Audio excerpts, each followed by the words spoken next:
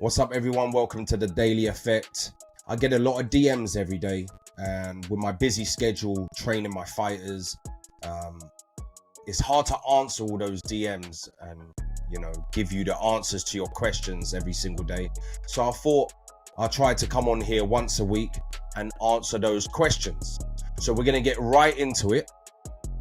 Is there any books you would recommend to learn more about boxing? I'm not a book person. I'm a visual learner. It's hard for me I can read, I can write, but it's hard for me to focus when I'm just looking at writing. A lot of people are academic. I'm more physical, visual, and I learn that way. There has been some books I have read, but it's more to get a highlighter pen and highlight things that are important to me, or that I think that are important from that book. So one of them was The Customato Mind. You can get it on Amazon, The Customato Mind. I loved Customato because he was all about this. You know what I mean? If he could get to a fighter's mind, and then 9 times out of 10, that fighter is gonna perform for Customato. So I love the way he taught the mentality of boxing. He wasn't someone that was there doing pads 24/7. He taught and he discussed and he showed the fighters what to do and how to mentally prepare. And that's why I like that book, because it teaches you everything about Customato's mind and how he taught especially Mike Tyson. So The Customato Mind you can pick up on Amazon. And you've also got the Floyd Mayweather. It's from the same author, the same people. Floyd Mayweather one as well. Floyd Mayweather's one is a good read as well. Other than that, the way I like to learn and the way I will advise anyone to learn,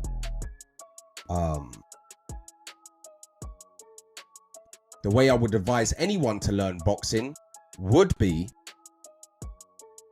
watching boxing.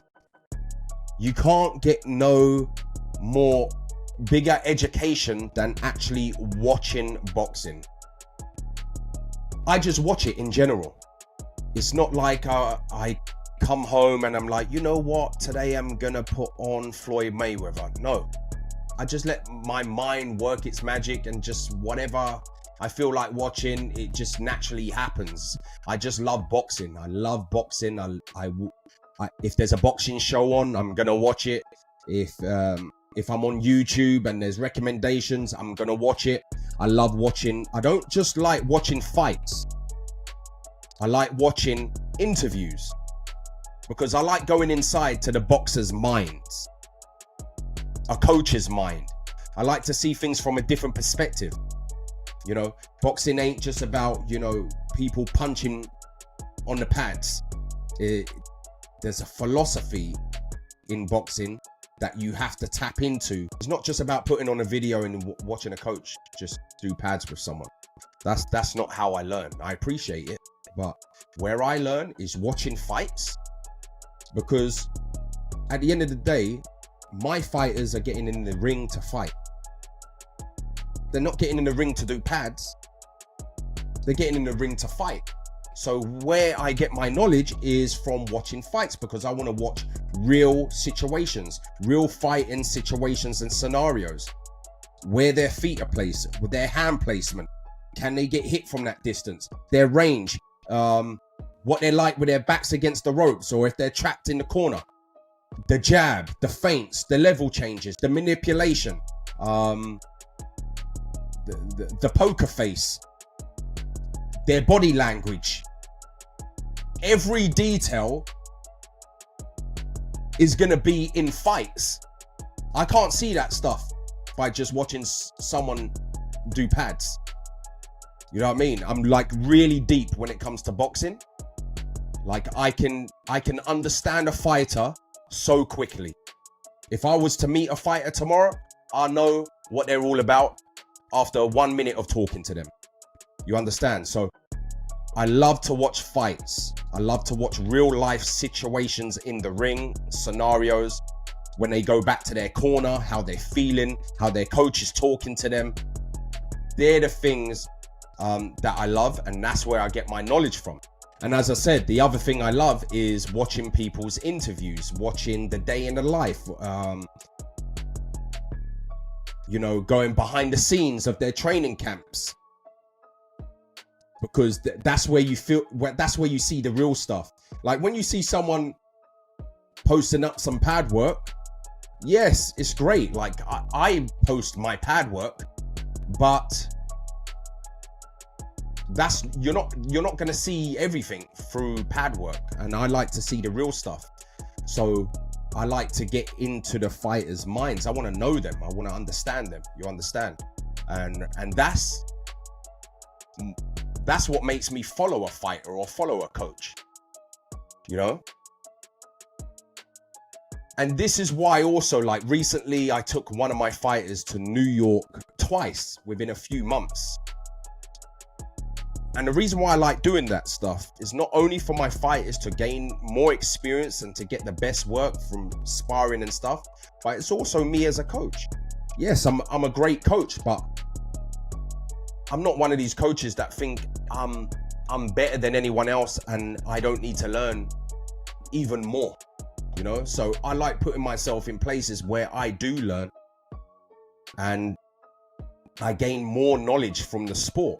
So if that means me going to New York, where I'm surrounded by, you know, like-minded coaches that want to be the best, that want world champions, that hustle, that grind, that dedicate themselves to the sport every day, that's what I like to be around. So if I need to take myself to a different country to do that, that's what I'll do. You know, when I went to Vegas, right, I was there on a business press conference tour, but I also used it time to sit there in Floyd Mayweather's gym and just observe what everyone's doing. Went to Top Rank Gym, observe what everyone's doing.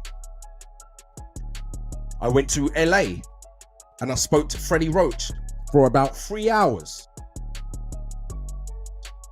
And I used the opportunity to ask Freddie Roach questions about fighters he's trained, or about, what do you think of this, Freddie? Do you like this? Do you think this is right? I used that as an opportunity to, you know, gain more knowledge, and knowledge is power. So that's the answer to your question. I don't really do books, and I'm not telling you not to read books. But I just think the best way to learn boxing is visually, you know, and that's it. Next question from Thomas Williams. Any advice transitioning from coaching amateur to professional? I'll try my best to explain this because I didn't really coach amateurs.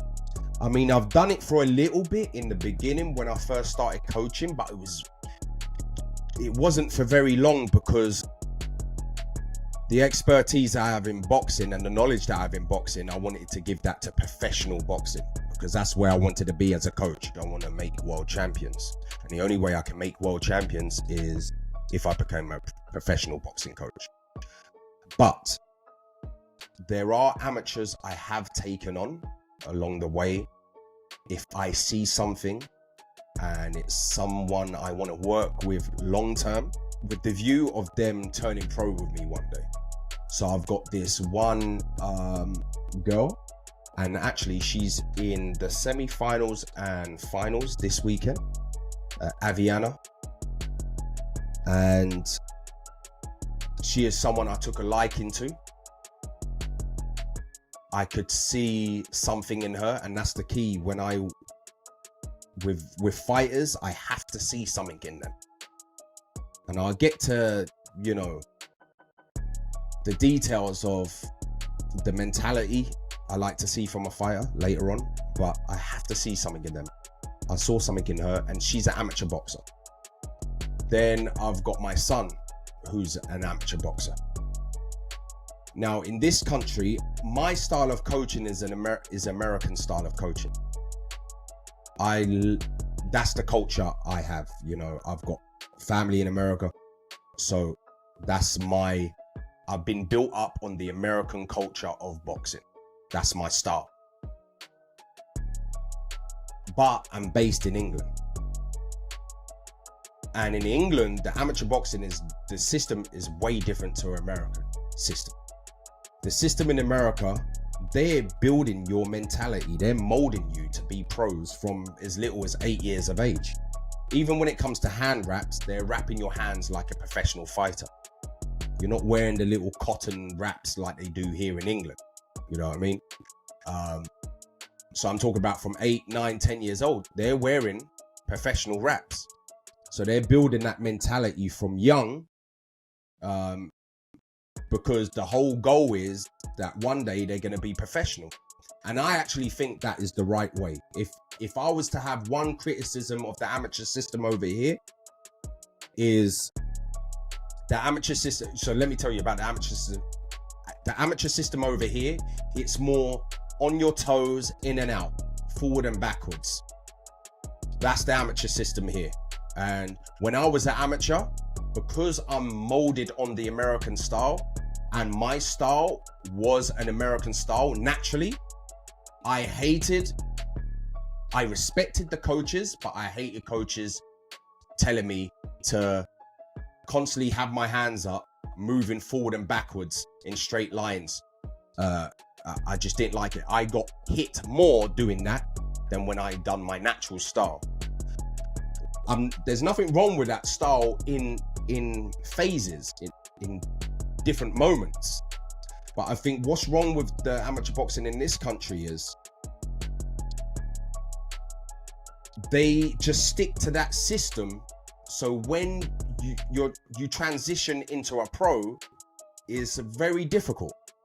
Now, I'm not saying people in England don't make it as professional boxers, because obviously we've got talented fighters and we have world champions and we continue to have world champions. But I do think there needs to be a balance between, teaching them. Okay, you want to teach them that system, but also understand the individual, understand the personality. And I think that's the biggest difference. In America, they allow them to express themselves. Not every fighter fights the same. Not everyone has the same attributes. Some might have naturally quick reflexes, whereas the other person doesn't. So you can't coach them both the same. It doesn't work. Some might have quick feet. The other one might not have quick feet. So you can't coach them the same.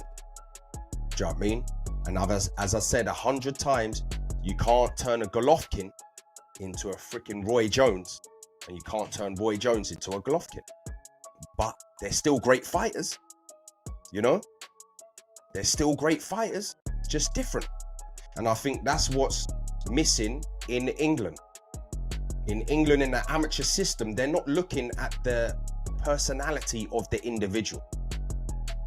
I'm trying to change that with, obviously, the fighters that I train, the amateurs that I train.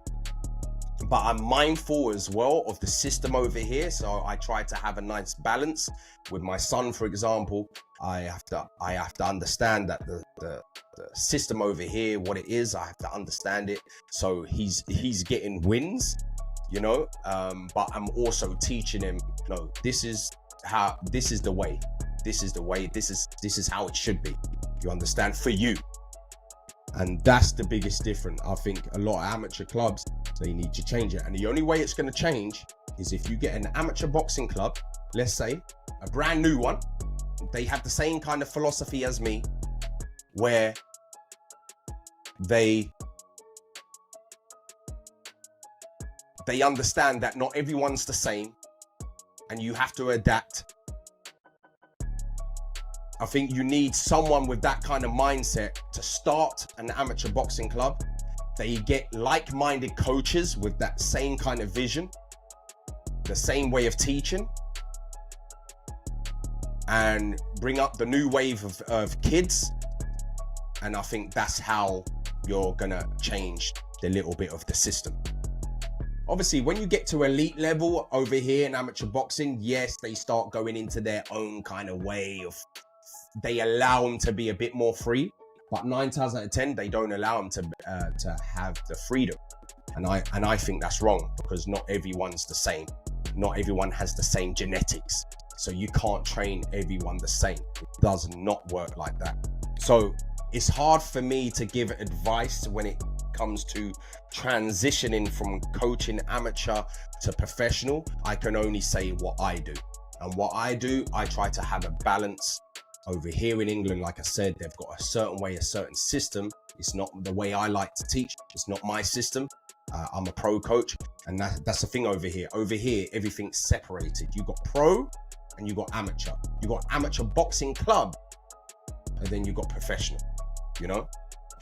And in America, it's not like that. You don't have, I don't know, let me say, New York Amateur Boxing Club, and it's just for amateur. It's not like that. If a kid, there's a 10-year-old kid, Matt in Brooklyn, very talented kid, and he's surrounded by professional boxers. He's sharing the ring and shadow boxing with people like Richardson Hitchens, the IBF world champion. You know, they go to an individual coach. They're not part of a club. They're trained by an individual, you understand?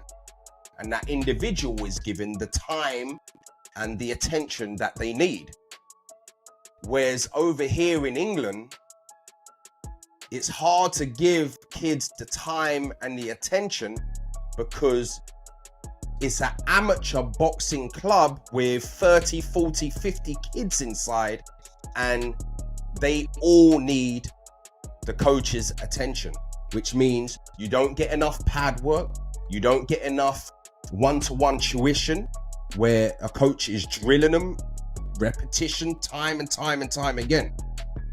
You understand what I'm saying? Which means the development for me is slower. Fortunately for me, like when it comes to my son, I have an understanding with his amateur boxing club. They know me. They know I'm a professional boxing coach. I don't step on their toes. I don't go to the club trying to get involved or trying, no, my son needs to do, he does his thing with his club. My job is outside of the club. What can I do? I'm kind of like a customato to him, where especially for the mentality side of things. So it's a big debate, and it's one that needs to be looked into, because as I say, not everyone's the same. Okay, 2 more questions. Can anyone train to be a boxer, or do you have to have some degree of natural skill and technique? Now, this one, yes, you're going to have people that have natural ability. Not that they've learnt boxing. I'm not talking about, they come to boxing and they're good straight away. What I'm saying is maybe they have naturally good reflexes, naturally good footwork, so it makes the process easier, you know what I mean, when they're first starting out, so they'd be able to learn the footwork quicker. But then you've got the other, then you've got someone else, for example, that doesn't have good footwork. They're stiff as hell, robotic, and can't move properly, right? Actually, my younger brother, I trained my younger brother that didn't know boxing. He didn't know boxing whatsoever. And when he first came to me, I was like, oh my God, this is going to be so difficult. He was stiff. So stiff, right? The footwork, the movement, everything was robotic, heavy feet. everything was just wrong. And obviously it is going to be, but those are harder to train when they naturally don't have any good reflexes, don't naturally have good footwork. They're harder to train and to teach boxing. So to get him to where I got him is actually quite crazy. So as I said, you got the more natural people that can pick it up quicker, and then you've got the ones that are not so naturally good, and they're slower to pick it up. But that doesn't mean they can't turn into great boxers. And it doesn't mean that one that's naturally better with their footwork and head movement, because their genetics are like that, doesn't mean they're gonna be great boxers. They can turn into, they might not ever be good boxers. You understand? So for me, when it comes to a fighter, someone starting out, when it comes to someone starting out wanting to be a boxer, for me, the teaching is the easy part for me. Even if they're not so naturally, good at it. For me, what I want to see is the mentality. I want to see that spark in their eyes that they really want this. I want to see the kind of person that is going to listen and take on information, and they want to learn, and they want to always improve. They can't get enough at the gym, so you have to tell them to slow down, have a day off today. These are the kind of fighters that turn into great fighters. The ones that show discipline. The ones that don't think they're better than their coach. I want to see blood in their eyes. I want to see that they want it, because boxing, not anyone can do boxing. It's a very cruel world, man. And that's not just the fighting. You got promoters and managers. A lot of them are pieces of shit. They don't care about you. They ain't got their best interest in you. So it's not just the fighting, it's the other stuff that come with it. It's a dirty game. And I'm gonna speak the truth, always speak the truth. My family's been in boxing for over 80 years. So I've got a lot of knowledge, not from me just fighting, but just seeing my brothers fight and being around it, being around promoters and managers. I was around professional boxing promoters and managers from a teenager. The ins and outs. I could see the ins and outs because I used to follow my brothers, so I could see the dirty side of the game. I could see the dirty business. That's why I'm not only a good coach, but I'm a great mentor for my fighters. Because I always want the best for them, because I know what it's really like. It's not what you think. You can't just be an amateur boxer and then rush to turn pro because you're gonna make millions of pounds. No, 9 times out of 10, you don't make shit in boxing. It's only the 1% that get to make the millions. You don't make shit in boxing. If you're not someone that has gone down the Olympic route and won a gold medal, silver medal, bronze medal, it's very hard to get with a big promoter. Very hard. Because if you do have Olympic gold medal, silver medal, 9 times out of 10, you're getting a signing on fee. So you've got some money in the bank from day one. You're getting a nice big contract. Selling tickets helps, but if you're in that position, that's just a bonus, you selling tickets. But if you ain't gone down that route, you have to sell tickets. You have to sell freaking tickets.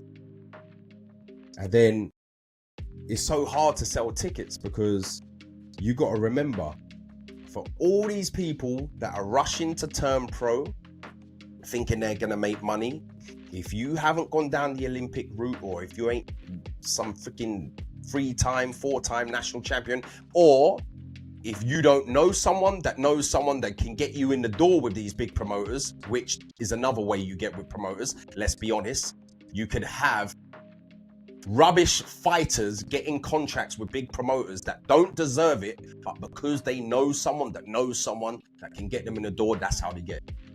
If you ain't got any of that, and then you have to sell tickets to make money. Now think about that. Really think about that. You have to sell tickets to make money. So I'll put it into context for you. They give you a bunch of tickets. Out of those tickets you sell, you, not the promoter, not your manager, you have to pay for your own opponent. Unless you want to be on the B side and go straight away into 50-50 fights and just roll a dice and see if you come out on the other side, and then later on get the contract that basically do it the hard way. That's another way, which is ain't wrong. It ain't wrong to do, you know. You have to sell tickets and you have to pay for your opponent. So let's say your opponent costs 2,000. Let's say you sell standard tickets. Forget ringside, just standard tickets at £65. The promoter wants you to sell 100 tickets minimum. Why? Because that has to cover everything. So listen what I'm saying. £65 times 100 equals £6,500. Not bad for your first fight, right? Not really, because what do you have to pay out of that? Your opponent, if you want to start off learning your trade and fighting journeyman and being on the A side and having the same kind of treatment that a fighter that's signed to a big promoter from day one gets, let's say your opponent costs 2,000 for a 4-round fight. So let's take away 2,000. That leaves 4,500. Right? Then you have to pay a house fee. Most of these small hall promoters, you have to pay a house fee, which is normally £1,000. Some of them 1,500, but let's call it £1,000. Take away £1,000. That's 3,500 left. Then you got to pay your trainer, which is 10% of the 3,500. Then you got to pay your manager. 9 times out of 10, the manager takes 25%. A lot of good managers, they don't take anything in the beginning. They'll wait for you to earn a decent amount of money where their 25% is going to count. Or you get some managers that don't take 25% and they take 15%. You know what I mean? But the going standard thing is 25%. So what I'm saying is, me personally, in one of my fights, I made £50 in my pro debut. I made £50. Why? Because I struggled to sell tickets. And what happens is, if you come up, now don't take this the wrong way, people, but if you come up through in poverty, or a life that I've come from, you don't really get much support or people want to come to watch your fights. They come when you make it and you become a world champion. All of a sudden, oh yeah, I've been there. I remember we used to hang out and this and that, blah, blah, blah. Give us a ticket. Fuck off. Where was you? That's what it's like. Because when you're on the way up selling tickets, you got people, and I've seen it with my fighter. You've got people that would rather spend money on weed than go and support their friend. And it's not like they get told last minute. You're getting told that I'm fighting in 2 months. The ticket's £65. So people are not putting that £65 aside to come and support the so-called friend. Or, I'm busy. Or they say, yeah, I'll be there. I'm coming to the fight. Few days before the fight, when you're going to give them the ticket to collect the money, sorry, can't come anymore. Or they blank you. So boxing, what I'm saying is you have to have thick skin to be a boxer, because it is freaking a dirty game. It's not like football when you're injured and they're still getting paid 200 grand a week. They don't give a fuck about boxers. You know what I mean? 1 minute you're world champion, next minute you're nobody. And if you don't make it as a champion, you don't get shit from boxing. You don't get no pension. You don't get nothing. The money you earn in boxing, that's all you fucking have. So my advice to boxers, if you do make it and you do start getting those bigger checks, don't think, oh yeah, I'm gonna buy this, I'm gonna buy that, I'm gonna buy some Gucci, I'm gonna bloody buy this, I'm gonna buy I'm gonna go on 100 fucking holidays. You know what I mean? I'm gonna buy a sports car. Fuck all that. Save your money, keep it in the bank, invest it into businesses, because boxing is a short career and it ends very quickly. Ends very quickly. You have to have very thick skin. So when you say to me, can anyone make it in boxing? For me, it ain't about the skill. It's about your mentality. Can you handle it? Can you handle the hardship of being a fighter? Can you handle getting up every day while everyone's asleep and going to do your runs? Can you handle getting your freaking face caved in sparring sessions time and time again? Not that you go in to get your face caved in, but every punch that lands, you're losing brain cells. Are you prepared for the cuts, the broken noses, the fractured hands? Like my fighter hasn't had a fight for a long time because he had 2 broken hands and he hasn't been able to earn any money. Are you ready for that? It's not a game, I'm telling you now. It's not a game. And most of all, are you prepared to risk your life? Are you prepared to take a ring walk knowing that it could be your freaking last walk? Are you prepared, really prepared to do that? So when I talk like the way I do, I don't give a shit if it's harsh. I don't care if people don't like what I'm saying. I'm telling you the truth. Boxing ain't no glitz and glam thing. You gotta pay the price, man. You gotta suffer.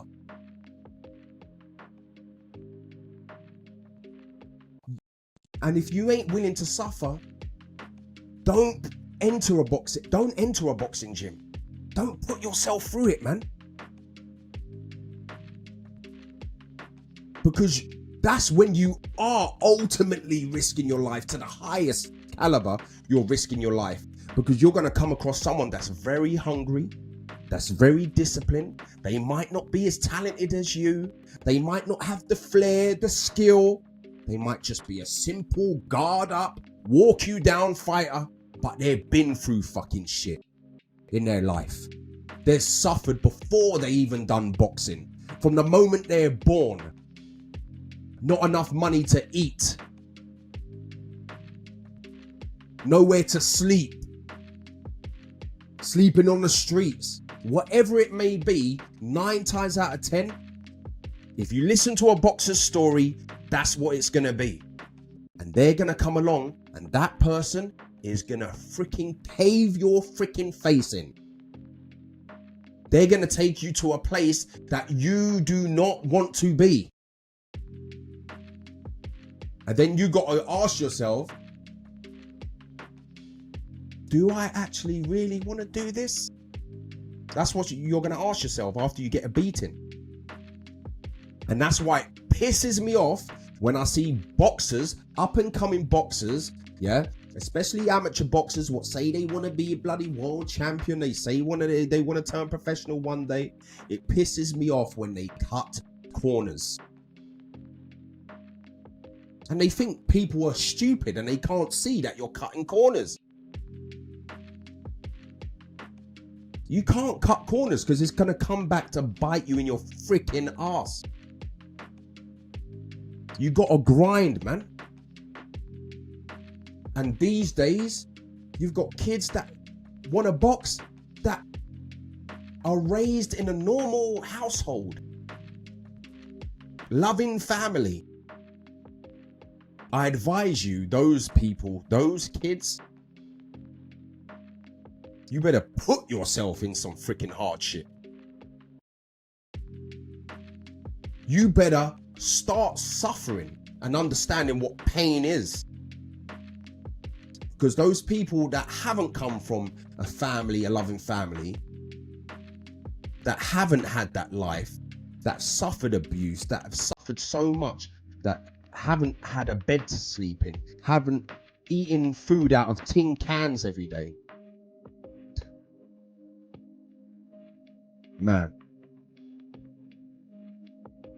they're the ones that are going places.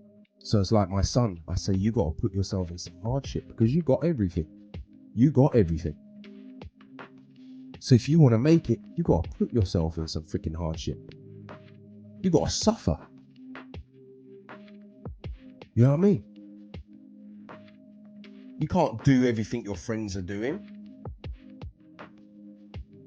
They don't want to be boxers. So they ain't going to understand that you have to go to bed early. They ain't going to understand that you're going to have to eat right. They ain't going to understand that you can't hang around with girls. They ain't going to understand that you can't bloody go to clubs. That you can't hang out in a freaking park on a freaking bench, bloody smoking cigarettes or doing whatever. They ain't going to understand all that shit because they're not boxers. They don't want to be world champions. Their job or whatever they're doing doesn't require anything to take their body and push it past the freaking limit to where you almost can't stand up.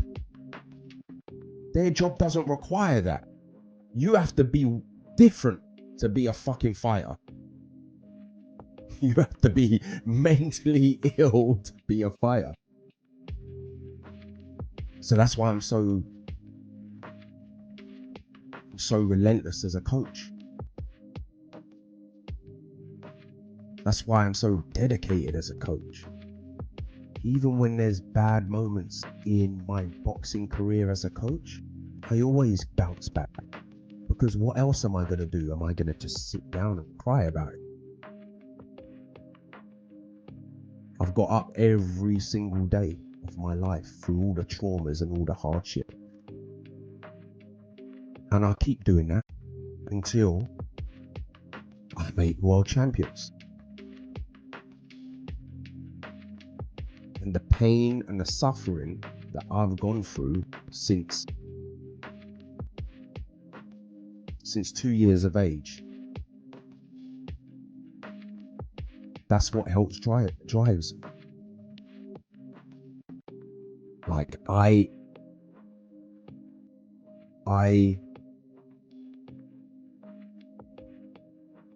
embrace pain. It's what I'm used to. So that's why I can go through the freaking storm and always win. And that's what you need as a fighter. You need that. If you don't have that inside you, do not do boxing, everyone. Just don't do it. Trust me, don't do it. It's not worth it.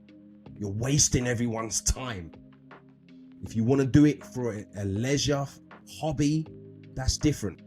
If you're saying you want to be a boxer, you want to be a fighter, don't waste people's time.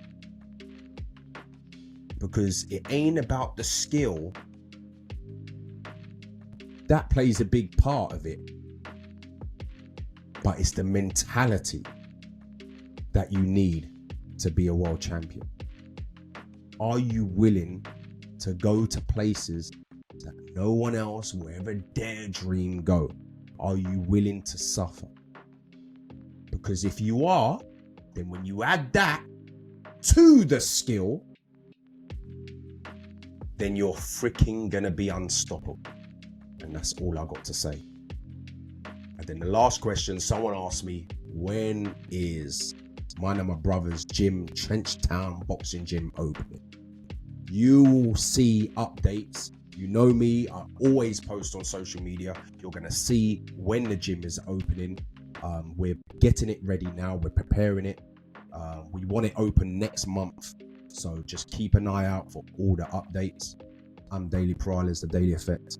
Speak to you soon.